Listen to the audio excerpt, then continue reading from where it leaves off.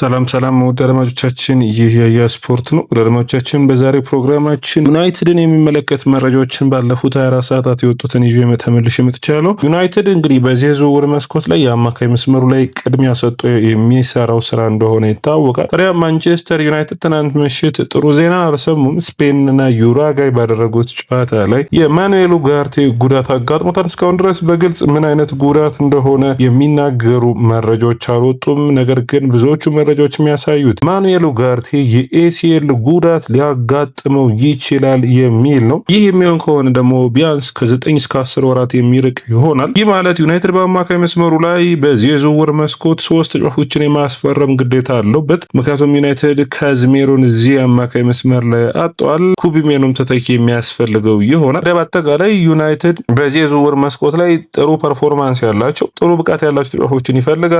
ኤደርሰን እና እንዲሁም ደግሞ ኩቢሜኖ ናቸው አሁን በአማካይ መስመሩ ላይ የሚገኙት። ታዲያ ይህንን ተከትሎ ዩናይትድ በቀጥታ ወደ ማቲያስ ፈርናንዴዝ ዝውውር ተመልሷል። ይህ ማለት ማንቸስተር ዩናይትድ በዚህ የዝውውር መስኮት ላይ ማቲያስ ፈርናንዴዝ እንግዲህ እንደምታውቁት የማቲያስ ፈርናንዴዝ ኤጀንት የሆነው ዮርጊ ሜንዴዝ አስቸጋሪ ከሚባሉ የዝውውር ሰዎች ውስጥ አንዱ ነው። ታዲያ ይህ ሁኔታ አርሰናሎችን እንዲሁም ደግሞ ሌሎችንም ከዚህ ዝውውር አርቋቸዋል። ነገር ግን ቶተንሃም ገፋ አድርጎ ከቀጠሉ ቡድኖች ውስጥ አንዱ ነው።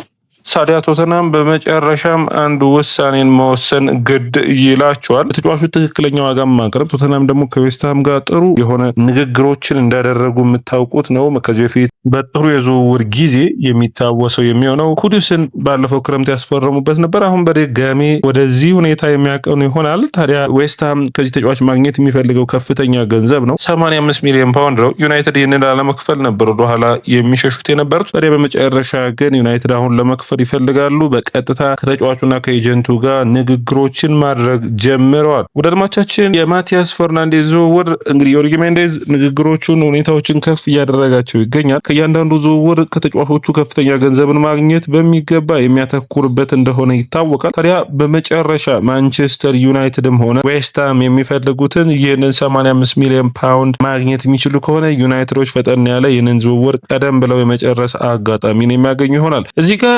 በተመሳሳይ ሁኔታ ሊታሰብበት የሚጠበቀው ዩናይትድ ሶስተኛ የአማካይ መስመር ተጫዋችን ይፈልጋል። በተለይ ደግሞ ኦርሊያን ቹዋሚኒን ነው። ቹዋሚኒ በዚህ የዝውውር መስኮት በተለይ ጆዜ ሞሪኖ ክለቡን ይለቃሉ ብለው ካሰቧቸው ከሚቪጋ ቹዋሚኒ እንዲሁም ሌሎች ተጫዋቾችን ዝርዝሩ ላይ አካተዋል። ነገር ግን ለዩናይትድ አስቸጋሪ ያደረገው የዚህ ተጫዋች የሳምንታዊ ደሞዝ ጉዳይ ነው። ቹዋሚኒን ለማስፈረም የሚፈልግ ማንም ቡድን የቹዋሚኒን ደሞዝ መክፈል ግድ ይለዋል። ቹዋሚኒ በዓለም ላይ ካሉ ከፍተኛ ደሞዝ ከሚከፈላቸው ተጫዋቾች ውስጥ አንዱ ነው። ዩናይትድ ታዲያ ያንን ገንዘብ ይከፍላል ወይ የሚለው እንግዲህ ትልቁ ጥያቄ ነው። ነገር ግን በደንብ በዝውውሩ ጉዳዩ ላይ ያን ያክል አስቸጋሪ ላይሆን እንደሚችል የሚጠበቅ ነው። ለአድማቻችን ሌላኛው መረጃችን የሚሆነው እንግዲህ ከፈርናንዴዝ ዝውውር ሳንወጣ ቶተንሃሞች በተለያየ የዝውውር መንገዶች በተለይ ይህንን ተጫዋች በሚመለከት ዩናይትድም በአርሰናልም ከሚፈለገው አሁን በዚህ የዝውውር መስኮት ላይ ቶተንሃም፣ አርሰናል፣ ማንቸስተር ሲቲ፣ ማንቸስተር ዩናይትድ፣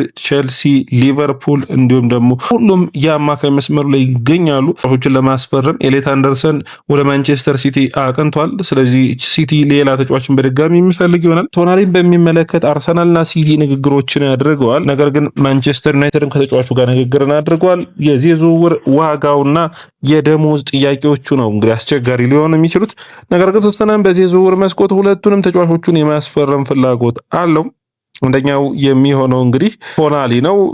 በጣም በቶተናሙ አሰልጣኝ ዲዘርቢ የብሬሺያ ተወላጅ ስለሆነ በቀላሉ ይህንን ተጫዋች የማሳመን ፍላጎት አላቸው። ስለዚህ ወደ ቶተናም የመሄድ እድል ሊኖረው ይችላል። ሳምንታዊ ደግሞ 275,000 የማቅረብ ፍላጎት አላቸው። ሌላኛው ለዌስትሃሙ ተጫዋች ለሆነው እንግዲህ ማቲያስ ፈርናንዴዝም እንደዚሁ 200,000 ሳምንታዊ ደሞዝ የመክፈል ፍላጎት አላቸው የሚል ነው። ይህ ደግሞ እንግዲህ ከዮርጊ ሜንዴዝ ጋር ሲጨምሩት ወደ አድማቻችን በቃ ዝውውሮችን አስቸጋሪ ያደርገው ይችላል። ነገር ግን ዩናይትዶች ዝውውሩ የሚሆነውን መንገድ እያዩ ቶሎ ውሳኔ በማድረግ ወደ ዝውውር መግባት እንዳለባቸው ሙሉ በሙሉ እምነት አላቸው። ስለዚህ ይህንን ሁኔታ ፈጠን ብለው መንቀሳቀስ ላይ የሚያተኩሩ ይሆናል። ዩናይትድ ጥሩ ዜና ዛሬ የወጣው ወደዚህ ዝውውር በቀጥታ ተመልሷል ማለት የሚቻል ነው የሚሆነው። ወደ አድማቻችን ሌላኛው መረጃችን የሚሆነው እንግዲህ ዩናይትድ ቤት ሳንወጣ የዩናይትድ የአማካይ መስመር ችግር ውስጥ እንዳለ ይታወቃል። ታዲያ እዚህ ላይ የዩናይትድ ወሳኝ የሆኑ ትክክለኛ ተጫዋች የሚላቸውን ፈጠን ብለው ማስፈረም ላይ ማተኮር ይፈልጋሉ። አማካይ መስመሩ ላይ እንግዲህ ማኑኤል ኡጋርቴን 10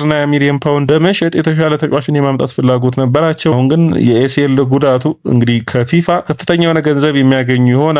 ነገር ግን ደሞዙንም ፊፋ ከፍለው ግዴታ ውስጥ የሚወድቅ ይመስለኛል። ስለዚህ ዩናይትድ በዚህ መንገድ የሚጠበቅ ሊሆን ይችላል። ነገር ግን ከቀጣይ ሽያጩ ዩናይትድ ከዚህ ተጫዋች ምን ያክል ነገር ነው ያገኛል ነው። ሌላኛው እንግዲህ ኦርዞካን ነው። ኦርዞካ እንግዲህ በጣም ጥሩ ፐርፎርማንስ ያለው የኮሎምቢያ የአማካኝ ታዳጊ ተጫዋች ነው። ዩናይትድ ታዲያ ይህንን ተጫዋች ወደ ስብስቡ በዚህ ውድድር ዓመት በቀጥታ ይጠቀምበታል ወይ ትልቅ ጥያቄ የሚሆን ይመስለኛል። ምክንያቱም እዚህ ሁኔታ ላይ ዩናይትዶች እንዲገቡና ነገሮች አስቸጋሪ እንዲሆኑ ያደረገው ይህ ዝውውር እንደሆነ ይታወቃል። ነገር ግን የኦርዞካ ዝውውር ለቀጣዮቹ ዓመታቶች እንጂ አሁን ለውጥን ለማምጣት አይደለም። አሁን እንኳን በቅርብ ሰዓታት በወጡ ማቴዎ ሞሮታ እንዲሁም ደግሞ ለቲጎል የምታውቁት ሁለቱ ታማኝ የመረጃዎች ማለት ነው ስካይ ጀርመኒና እንዲሁም ሌሎቹም በቀጥታ ይህ ተጫዋች ዩናይትድ ማቲያስ ፈርናንዴዝን ለማስፈረም ተስፋ እንዳልቆረጡና ቀለል ያለ ንግግሮችን አድርገዋል። አሁን ግን በዝውውሩ ተመልሷል የሚል ነው። አሁን ቅርብ ደቂቃዎች በፊት የወጣው ደግሞ ኤሲኤል የመሆን እድሉ ሰፊ ነው ያልነው ማኑኤል ኡጋርቴ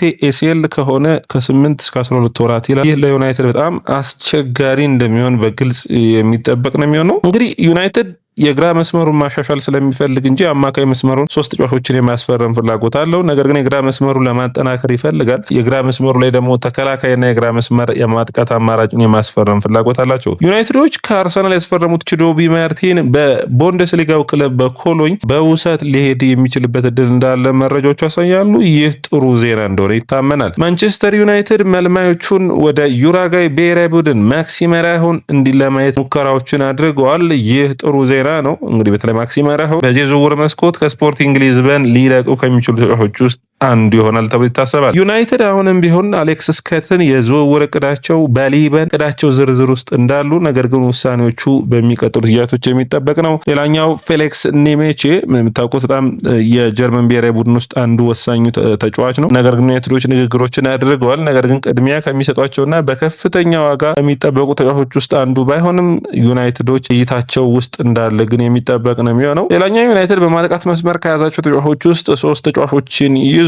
እንደ ቤን ጃኮብስ ዘገባ ከሆነ ዳኒ ዌልቤክ፣ ኢጎር ቲያጎ እና እንዲሁም ደግሞ ኢቫን ቶኒን ነው የሚሆነው። ትንሽ ዩናይትዶች ገንዘብ የሚያገኙ ከሆነ በኔ እይታ በጣም በተለይ ኢቫን ቶኒን የሚያገኙ ከሆነ በጣም ጥሩ የማጥቃት መስመርን ወደ ስብስቡ የሚመልስ ይሆናል ብዬ አስባለሁ። ወደ አድማጮቻችን የስፖርትን ላይክ፣ ሼር፣ ኮሜንት፣ ሰብስክራይብ ማድረጋችሁን አትርሱ።